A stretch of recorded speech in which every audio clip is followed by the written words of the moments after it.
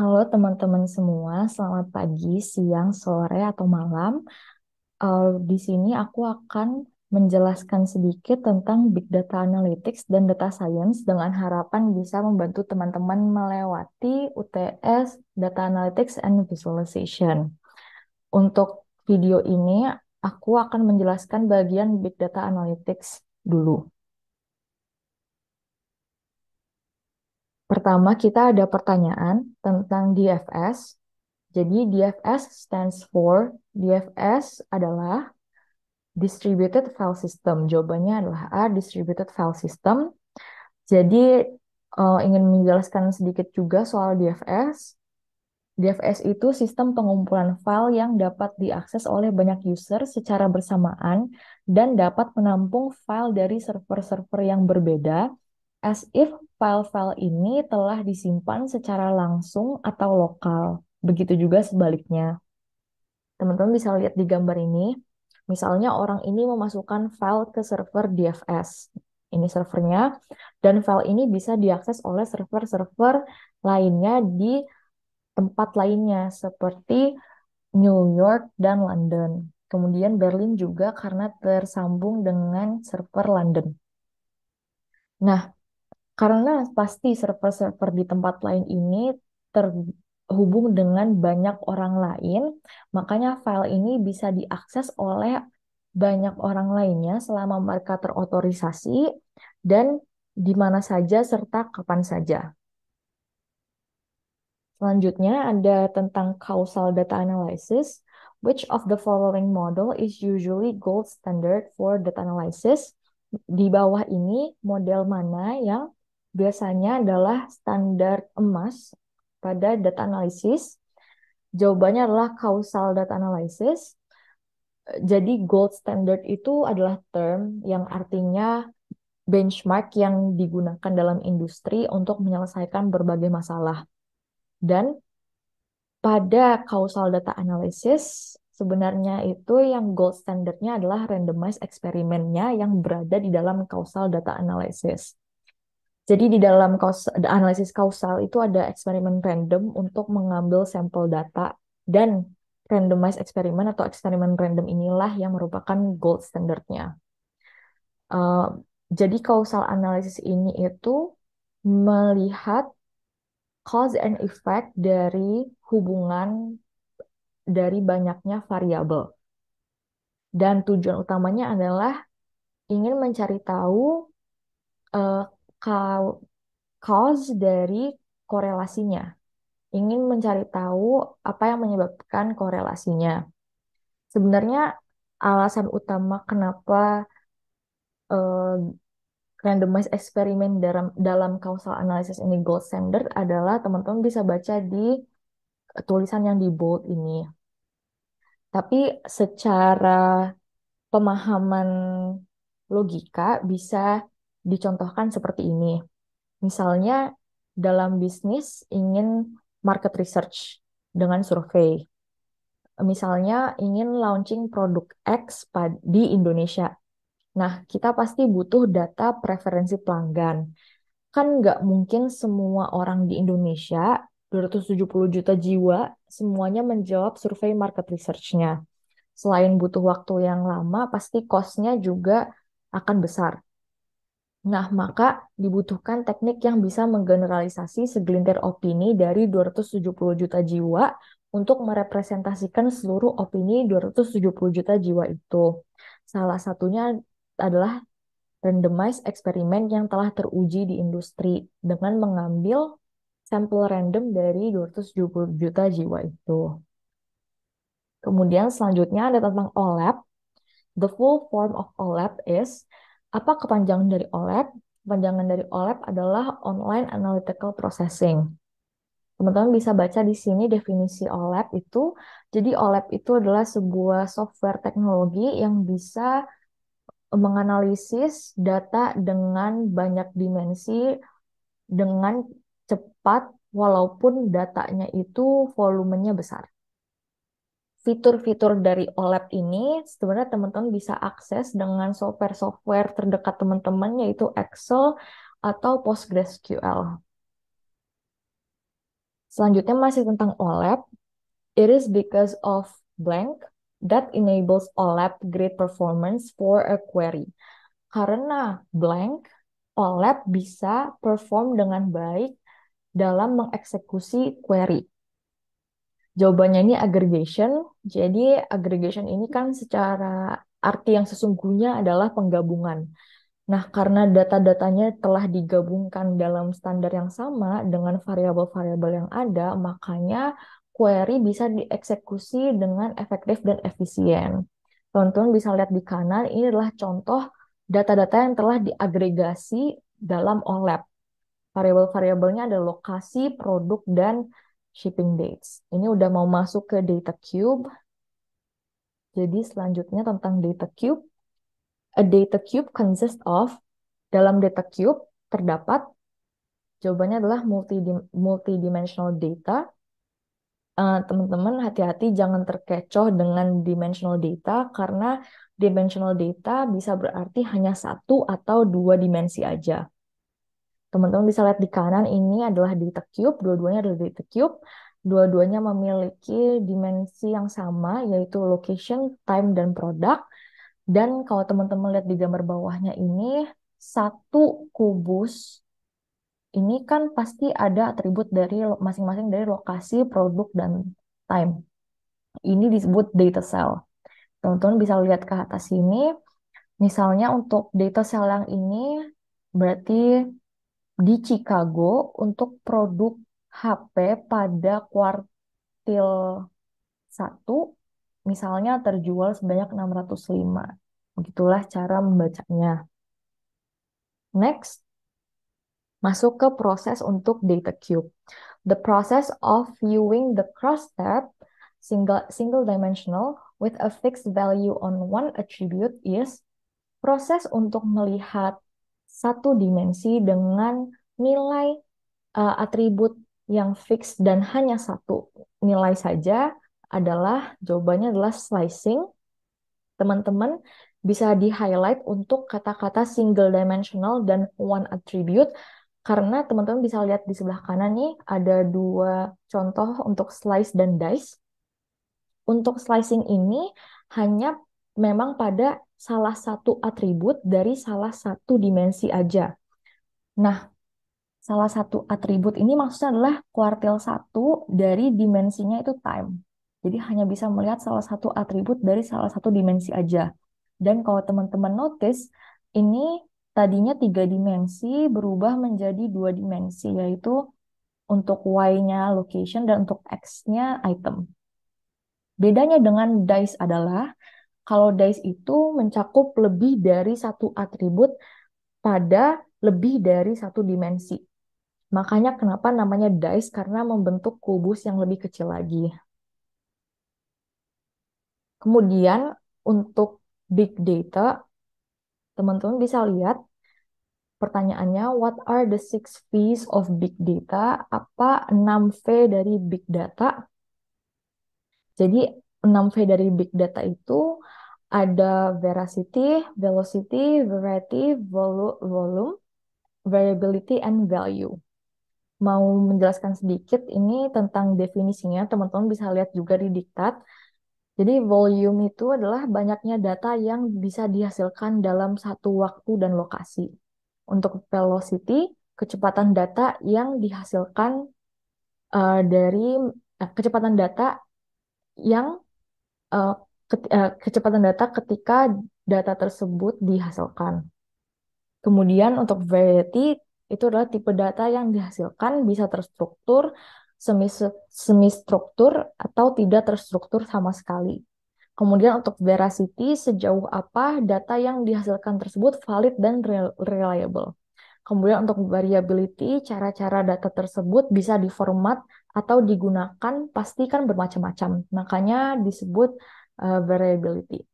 Kemudian untuk value, dari data-data ini pasti ada informasi yang bisa ditarik untuk mencapai tujuan tertentu. Makanya bernilai atau valuable. Untuk menghafalkannya teman-teman sebenarnya bisa menggunakan cara masing-masing dari teman-teman aja yang efektif bagi teman-teman, tapi mungkin untuk memudahkan bisa diingat aja nih far far fal, fer fel fol. Oke, next aja. Masih tentang Six Fees juga sebenarnya. Di sini ada pertanyaan cukup panjang. Amazon has been collecting review data for a particular product. Amazon telah mengumpulkan review data dari produk tertentu.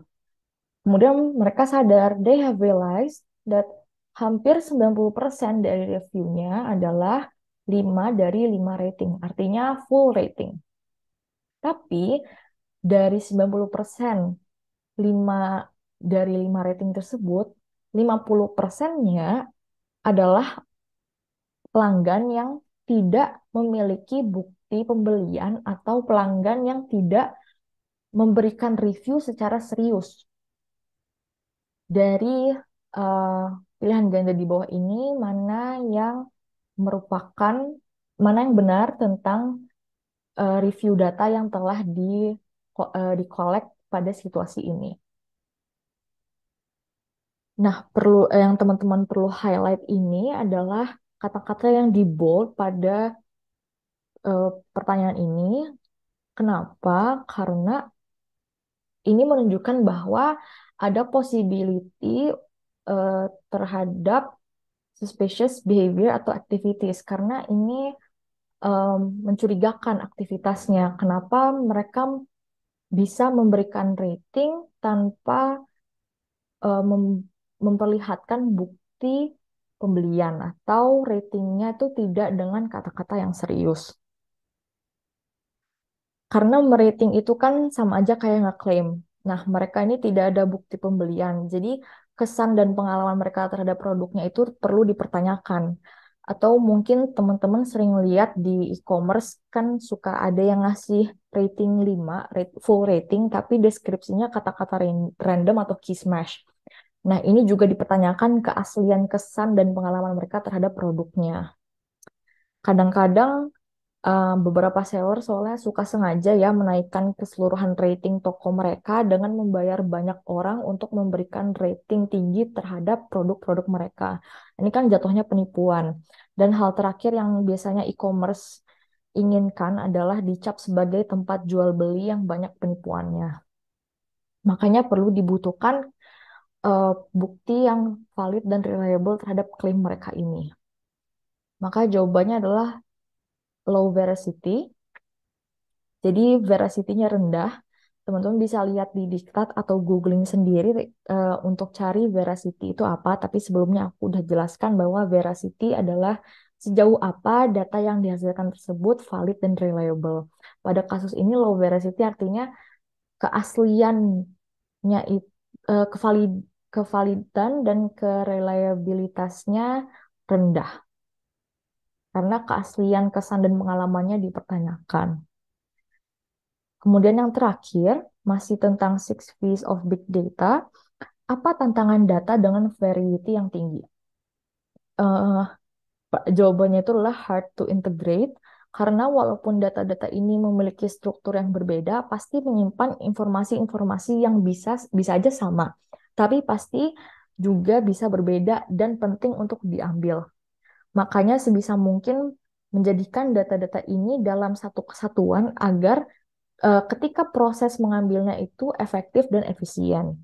Teman-teman, kalau aku kemis, mohon dikoreksi masing-masing ya. Tapi sejauh ini dari benchmark beberapa website dan dari pemahaman pribadi itu, tantangannya ya adalah susah diintegrasikan.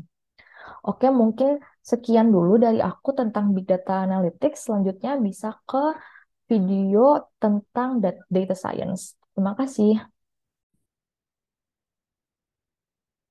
Selanjutnya adalah mengenai data science. Soal yang pertama, who is a data scientist? Pilihannya ada software programmer, all of the mentioned, mathematician, dan juga statistician. Jadi di antara empat ini jawabannya adalah all of the mentioned. Nah, seperti kita ketahui, data science ini tuh terdiri dari beberapa hal gitu ya. Ada hacking skills, ada math and statistic knowledge, dan juga ada substantive expertise. Nah, software programmer ini masuk ke hacking skills. Sementara mathematician dan statistician ini masuk ke math and statistics knowledge. Jadi jawabannya adalah all of dimension. Lanjut ke soal berikutnya.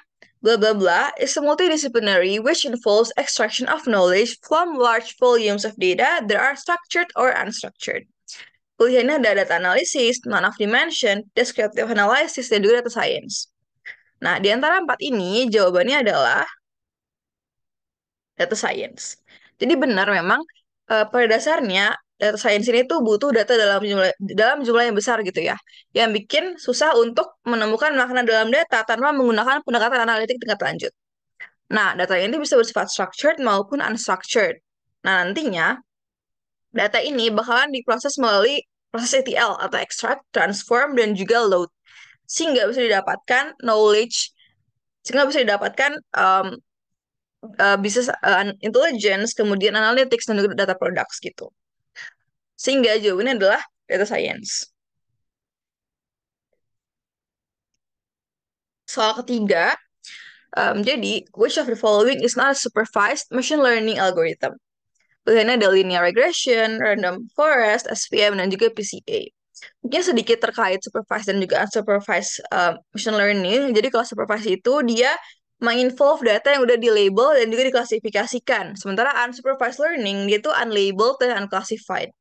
Nah, biasanya kalau di supervised learning, goalnya itu untuk memprediksi outcome dari data baru yang kita tuh udah tahu tipe result yang kita ekspektasikan gitu. Sementara kalau misalnya unsupervised learning, itu tuh dia buat mendapatkan insight dari large volume of new data gitu. Nah, memang banyak yang suka dipakai di dalam machine learning, misalnya seperti linear regression, logistic regression, decision tree, support vector machine, eh, terus KNN algorithm, dan lain-lain. Nah, buat tahu yang mana yang supervised dan juga unsupervised, jawabannya adalah PCA. Kenapa sih PCA? Bisa dilihat dari gambar di samping. Jadi contohnya yang supervised itu seperti regression, kemudian juga classification, random forest, decision tree. Sementara yang unsupervised itu ada, contohnya adalah clustering gitu. Dan di sini yang tidak termasuk supervised itu adalah si PCA karena dia termasuk dalam clustering ini gitu. Oke, soal berikutnya. Jadi, a collection of information about a related topic is referred to as blah blah blah. Jadi, di antara pilihannya itu ada visualization, analysis, conclusion, maupun data. Jadi, jawabannya di antara ini adalah visualization. Karena by definition, data visualization itu tuh, dia tuh adalah representasi dari data gitu. Menggunakan seperti grafik, chart, plot, infografik, bahkan animation gitu. Yang digunakan untuk mengkomunikasikan kompleks data dan juga data-driven insight ke hal yang mudah dimengerti gitu.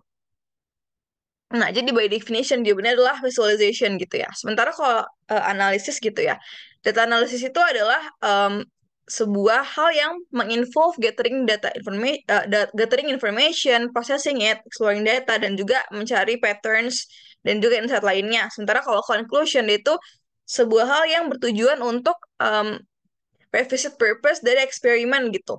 Sehingga bisa menarik sebuah kesimpulan dari data dari diverse data set gitu lah ya. Nah, sementara kalau data itu sendiri merupakan collection of facts and figures buat specific purpose. Jadi by definition jawabannya adalah visualization. Dan ke soal terakhir terkait data science, pertanyaannya adalah why is data sampling useful for data scientist? Kenapa data sampling itu penting dan berguna lah ya untuk data scientist? Nah, pilihannya itu ada. Yang pertama, pilihannya ada it lets them analyze data sets in small batches to reduce their use of system resource. Yang kedua, ada juga pilihannya it reduce the amount of data storage space that's required for data science application. Dan yang ketiga, it enables them to use representative subsets of data to build accurate analytical models more quickly.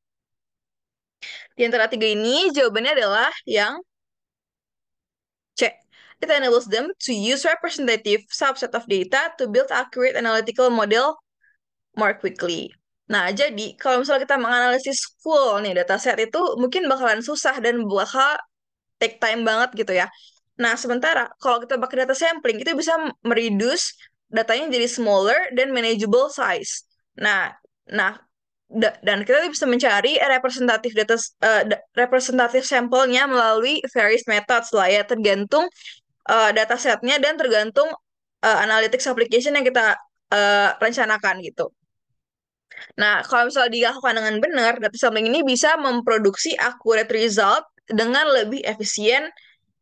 Sementara kalau misalnya nggak dipakein sampel, mungkin bakalan takes time dan juga bakalan lebih susah gitu. Jadi jawabannya adalah yang C.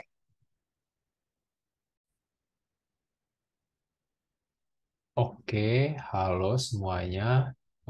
Kenalin lagi, gue Farel, TI 20, di sini sebagai Astep STI. Ingin mencoba membantu untuk lebih memahami Excel crunching ya. Mungkin dari kalian juga udah pernah mempelajari ini sebelumnya, tapi di sini gue akan coba meng-highlight fitur-fitur Excel yang penting terutama di dunia pekerjaan mungkin ya. Dan juga kita akan belajar dari soal-soal UTS sebelumnya.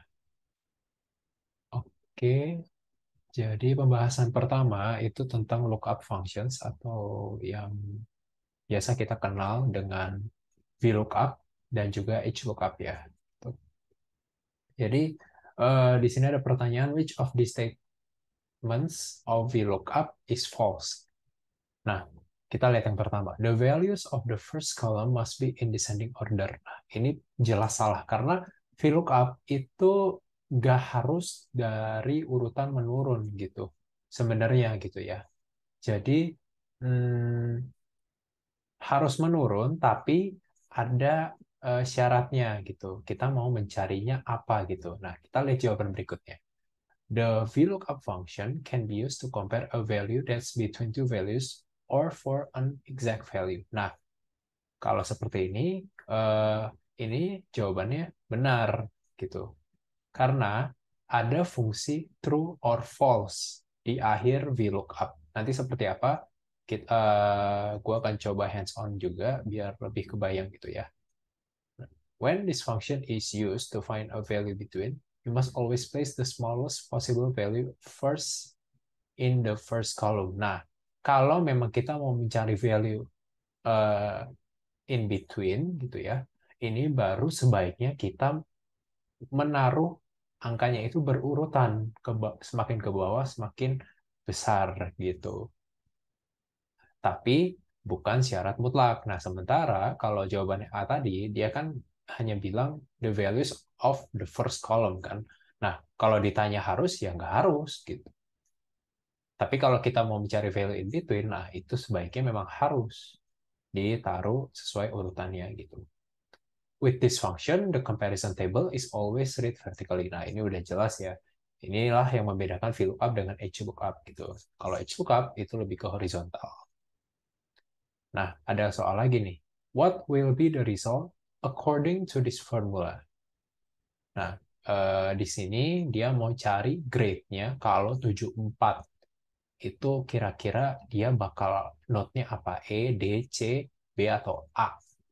Nah, ini jawabannya C. Nah, karena kita sedang membicarakan tentang VLOOKUP dan HLOOKUP, mungkin gue bisa ke hands-on Excel-nya supaya lebih memahami ya.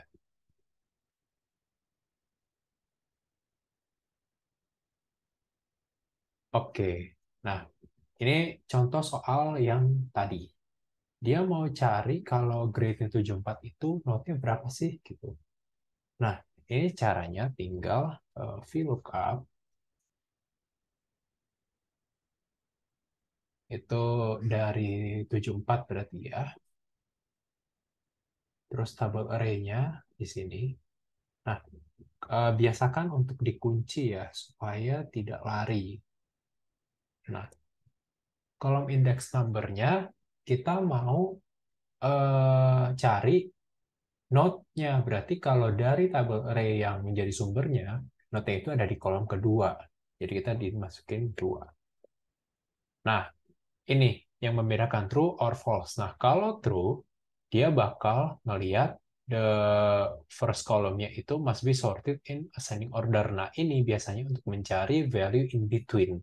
Tapi kalau kita mau carinya exact match atau benar-benar dari grade node-nya itu apa gitu, itu baru pakai false. Nah, tapi di sini kan tadi dia bentuknya dari 0, terus 60, 70, 80, 90, 74 itu kan di antara. Jadi kita pakai fungsi true.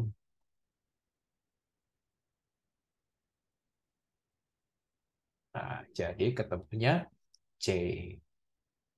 Nah, VLOOKUP ini juga biasa dipakai ya kalau kita mau mencari eh, informasi-informasi tertentu gitu. Misalkan kayak ini.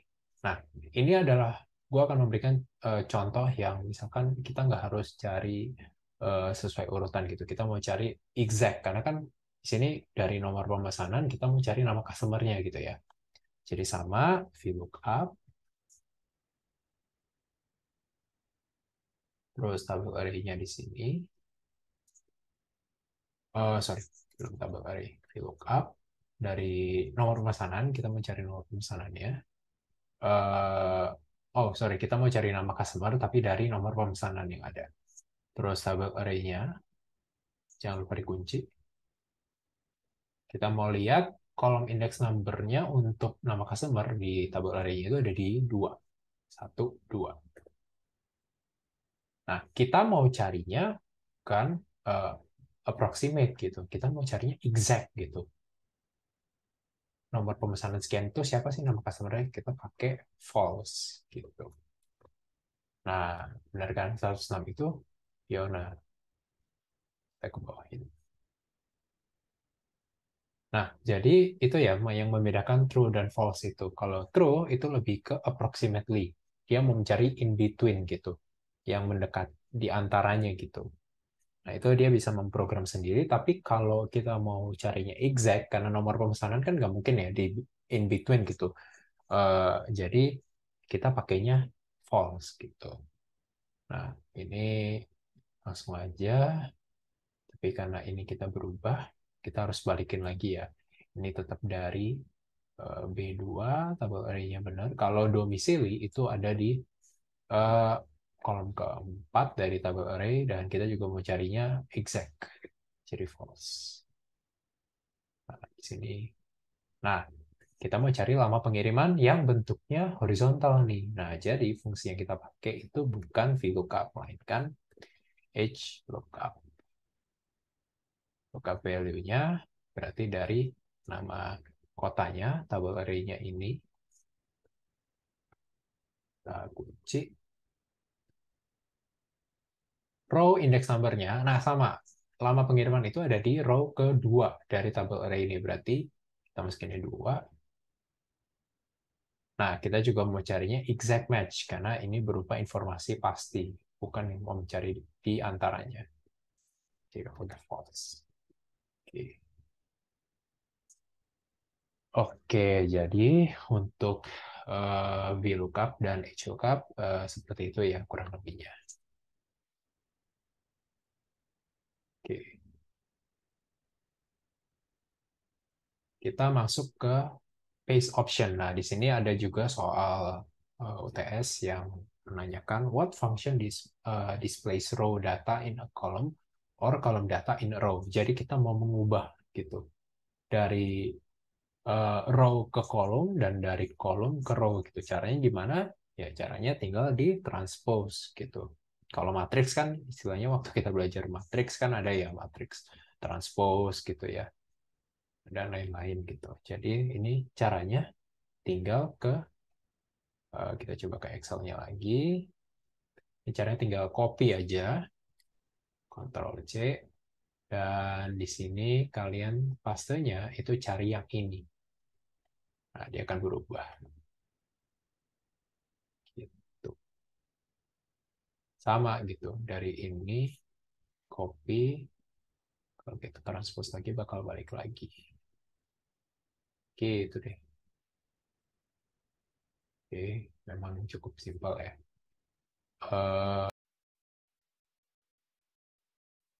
Oke, lanjut kita ke if condition ya. Nah, jadi di sini ada pertanyaan juga. What function offers you the possibility to view different results depending on the entered condition gitu. Ya ini pasti jelas jawabannya if gitu. Kalau sum ya itu kan untuk menjumlah. Nah kalau sum if itu highlightnya bukan di if-nya gitu, tapi di sum-nya. Jadi menjumlahkan dengan kategori tertentu gitu kan. Jadi bakal berbeda gitu bahasanya gitu. Kecuali what function offers you the possibility to view sum in different results depending on the condition gitu. Nah, itu baru mungkin sum if gitu. Nah, mungkin untuk lebih jelasnya kita langsung ke hands-on lagi ya, sekalian belajar kembali tentang if function ini. Nah, jadi misalkan di sini ada beberapa data, ada kode, modal, harga, dan stok gitu. Dia mau nanya dia untung atau rugi gitu. Nah, ini tinggal caranya if ya. Logical testnya berarti harga jual itu lebih besar dari modal, dia bakal untung. Jangan lupa dikasih tanda petik ya kalau kata. Nah, ini kan cuma dua kemungkinan, untung atau rugi. Kalian bisa langsung, kalau salah ya rugi.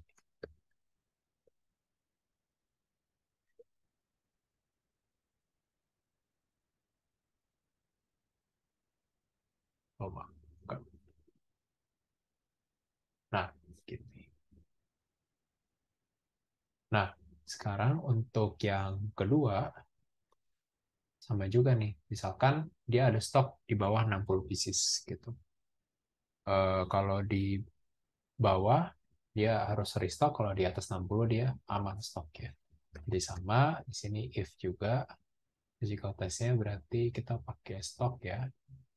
Dia kalau di bawah 60, dia bakal restock. Nah, sebenarnya kalian bisa pakai, ya karena ini cuma dua kondisi ya, apa atau apa ya, kalau mau langsung dibilang ini juga berarti kan bisa gitu. Gitu kan. Dia bakal tetap cuman bilang restock atau aman gitu. Nah, tapi kalau menurut gua, kalau misalkan ke depannya ada beberapa syarat dan uh, if ini kalau nggak ada syarat lagi untuk opsi yang berbeda, itu kita better pakai kayak gini sebenarnya. If bertingkat gitu. Jadi di sini if lagi, logical testnya berarti ini sama E2, dia kalau di atas 60 gitu. Dia bakal aman.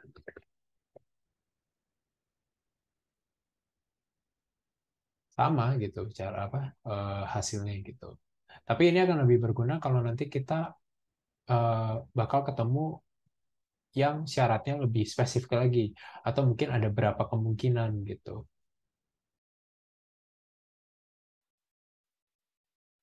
Oke, jadi selanjutnya kita akan membahas tentang pivot table. Nah, di sini juga ada pertanyaan, under which tab and in which function group will you find the option to insert a pivot table? Jawabannya itu under the insert tab gitu, in the tables group. Nah, ini juga mungkin sekalian kita langsung hands-on aja.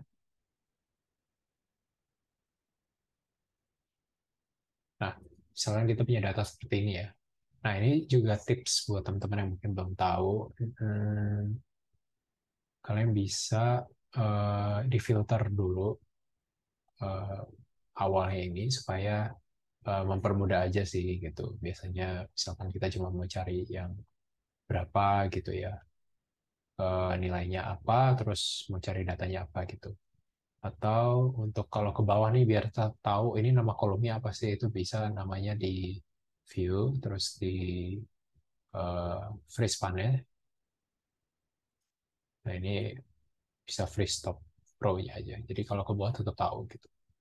Nah ini tips saja sih, quick tips. Nah jadi caranya kalau buat uh, pivot table, caranya tinggal sebenarnya kalau mau cari tabelnya yang mana gitu ya, mau nge-drag semua table ini, kita caranya tinggal pencet aja di salah satu komponen terus Ctrl A gitu ya.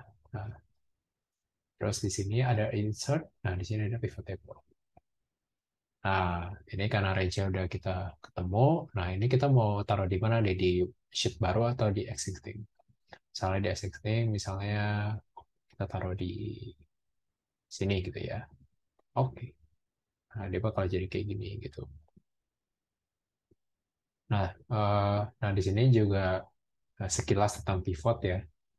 Kita bisa taruh misalkan di eh, tipe mobil gitu, kita taruhnya di kolom row gitu ya.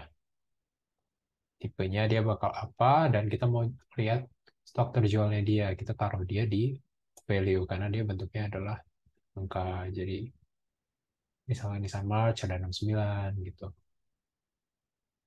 Misalnya kita mau lihat juga harga penjualan gitu, kita tinggal taruh di sini gitu.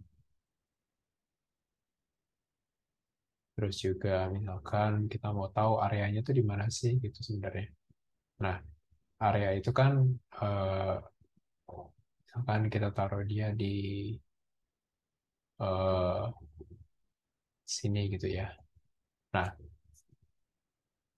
ini bisa kalau kalian misalnya ganti posisinya, areanya di atasnya tipe, nah dia bakal berubah cara ngelihatnya. Jadi kayak area itu komposisinya kan lebih besar ya daripada jenis gitu. Jadi ada baiknya kita taruh eh, komposisi seperti ini gitu di atas, dan di bawahnya itu area dulu baru jenisnya gitu supaya lebih mempermudah. Tapi ya bisa juga sih gitu, misalkan mau March, misal March kita pisah jadi Bandung, Jakarta dan seterusnya.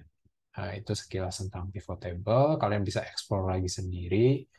Eh, jadi sekian dari gua untuk Excel crunching, dan nanti mungkin link eh, Excel ini akan gua taruh di Google Slide ya. Nanti di halaman awal Excel crunching itu ada tautan linknya kalau mau dipakai buat dilihat-lihat. Oke, lanjut.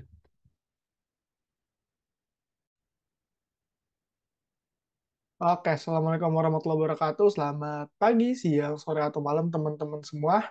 Pada kesempatan kali ini kita bakal bahas bareng-bareng mengenai PostgreSQL, dan gue bakal specialize di intro and database dulu, nanti bakal lanjutkan sama teman-teman gue buat deeper understanding mengenai Postgre itu sendiri. Oke, so anyway, let's move on to the first question, shall we?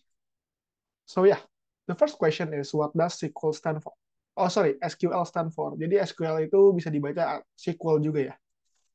Apakah A. Structured Query Language, B. Standard Query Language, C. Simple Query Language, D. Sequential Query Language, or E. Serial Query Language? So the first question itu basically kayak cuma pengertian doang, kalian introduction, dan ini something trivial, tapi kalian juga mesti tahu apa itu SQL itu sendiri. So SQL itu stand for Structured Query Language. Dan SQL ini biasanya dipakai buat memodifikasi sebuah database, kayak buat mengganti database, buat mengupdate data yang ada di database, mengupdate table, ataupun menarik data yang kita inginkan dari sebuah database. Itu kita memakai bahasa namanya SQL. Jadi itulah buat pengertian SQL secara singkat. Nanti kalau buat secara lengkapnya itu kalian bisa explore sendiri di website SQL itu sendiri atau di website Postgre-nya. Nanti bakalan di list di next slide. So let's move on to the second question. So the second question is, what command should you use to create new database in PostgreSQL? Apakah A. Alter database, B. Create database, C. Update database, or D. Delete database, or E. Even drop database?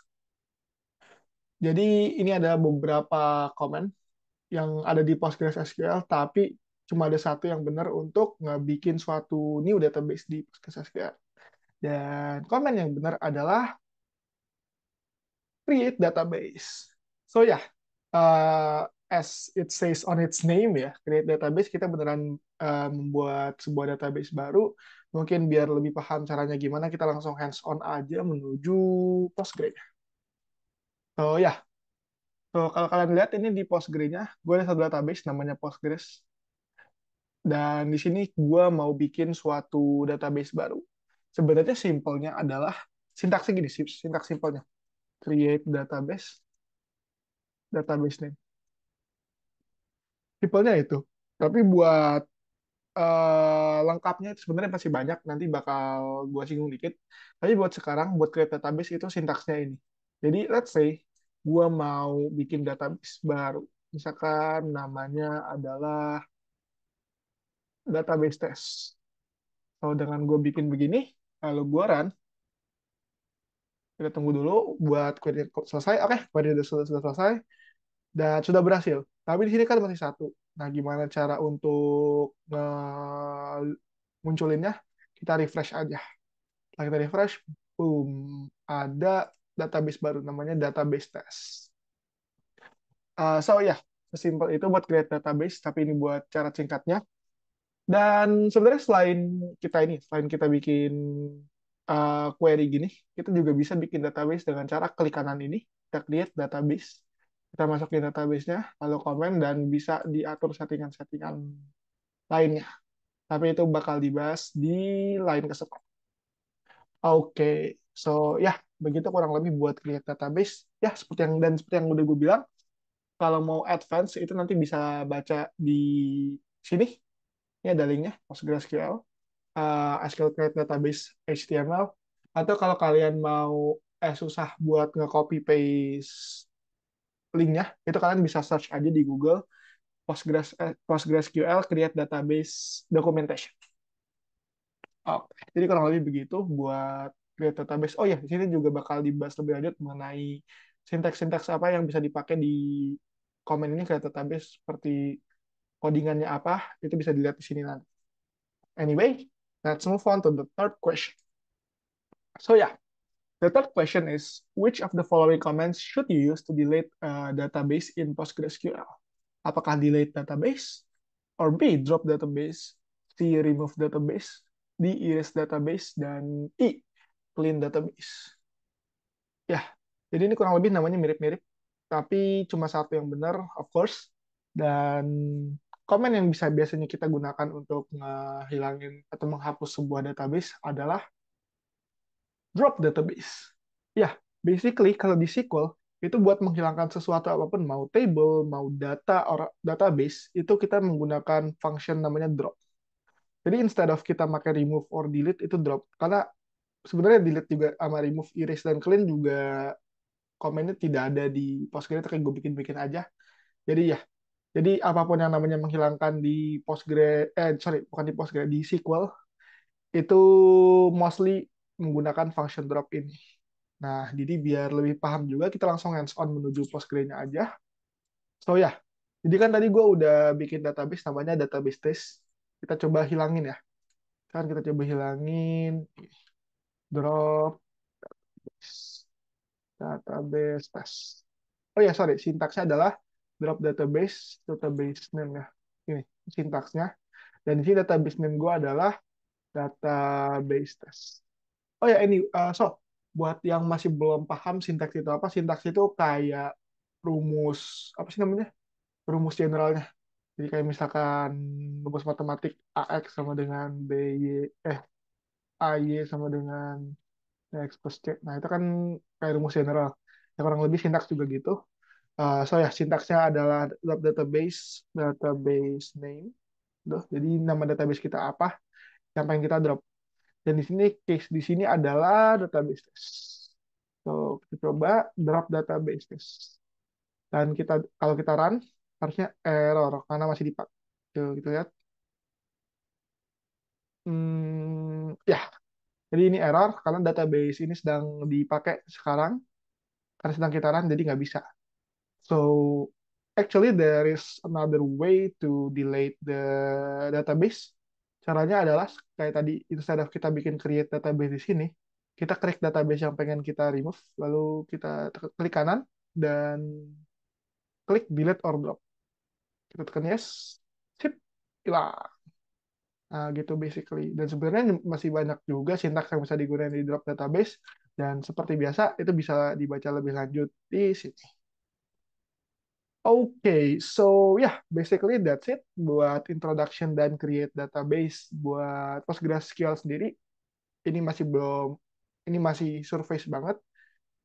Buat deeper understanding, sekali lagi gue encourage banget buat teman-teman untuk baca di ini, di documentation di PostgreSQL, dan selanjutnya bakal dijelasin lebih dalam lagi dengan teman gue Jalal. So yeah, thank you udah mau dengerin dan mau belajar bareng gue. Semoga sukses buat UTS-nya.